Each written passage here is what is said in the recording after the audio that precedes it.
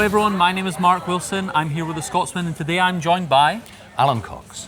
Alan Cox is a part of probably one of, without being too rude, one of the strangest shows I've ever seen. We've actually just seen the show Drone, which is on here at the Pleasance, and Alan is a part of it in, not necessarily in body, but in sort of spirit and in voice and image, yes. And you'd sort of never really seen the show before, but obviously, like you say, your voice appears in it, you appear on the screen. What did you think about it?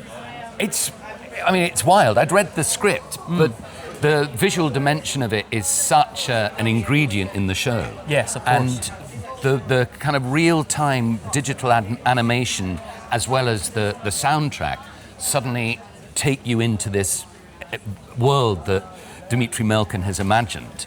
And it's a real ride. It's a real kind of ride through a lot of questions about identity and morality and where technology is going and how human beings are interfacing with technology and where humanity is finding its trace through these exchanges.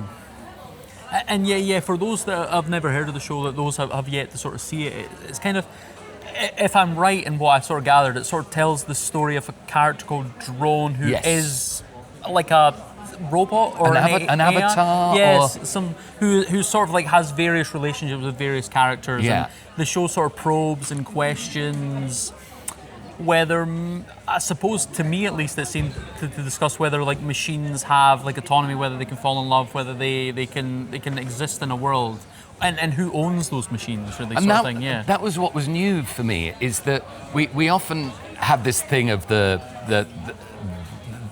human being relationship to the machine, but it also has this dimension of how do the machines start to relate to each other. Yes, of course. If technology develops sentient emotions, are human beings then finding themselves with similar human emotions between each other?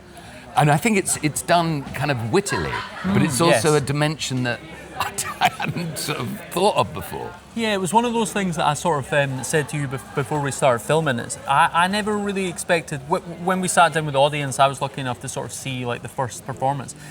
People were almost laughing almost immediately at the sort of like the wit and the humour. It's not like haha, laugh out loud sort of jokes, but it's very...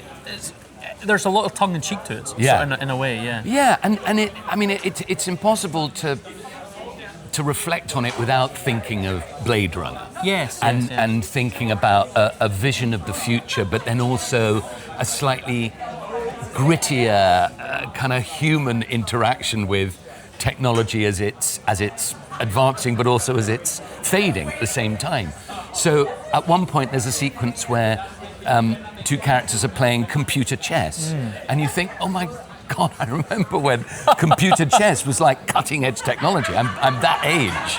So there is a sense of humour around where we are now and where it's come from, which is the autonomy and basically colour printing, like stuff like this. And how did you get involved in the project? I got involved in the show because Dimitry Melkin is a friend of mine. Yes. I was part of the team that brought a performance that he directed with a group at the Moscow Arts Theatre School to the festival in 2019. And he and I became pals. He doesn't live in Russia anymore for complicated reasons. And he built this show in Berlin. He wanted me to help as this character of a psychoanalyst and lend some voiceover to the narrative. And then we thought, can we bring it back here where it will find a life and a kind of critical response, and also because it's in the English language, and so when it comes to Great Britain, it steps into a tradition of science fiction theatre, which I'm particularly enthused and interested in. I was very close to both Ken Campbell and Heathcote Williams, who in the 1970s were doing quite literally science fiction theatre. And so this taps into a tradition that I'm really excited to be part of, and I'm very happy that my friend has done a show that we can put on at the Edinburgh Festival. Amazing. And what was it like working with, like, obviously, as we say, this piece is quite abstract. What is it like being an actor within that, in the eye of the hurricane, like taking direction when you don't necessarily know what the final product's going to look like? Well, it's, when you work in the recorded media, like as an actor, you're providing a detailed jigsaw piece for a bigger picture. And so you read your script and your imagination bodies the world that you're pretending within. And we literally recorded my stuff over Zoom, I think. And then it sort of slotted in, and then I was sent various edits along the way, so I began to get a picture of how it worked. Together. Yeah. But my initial contribution is what an actor always brings, which is, what is the relationship, what does the person want, and what are the obstacles they're negotiating? So that's how you approach it. And then the style element is in the hands of the director. Of course. Well, one last time before we head off, before I sign off, just tell us where and when Drone's on and how people can see it. So Drone is on at Pleasance 2 at 12 o'clock till the end of the festival.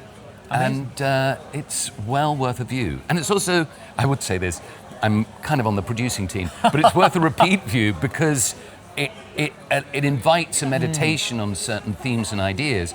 And a bit of you goes, I need to verify that again.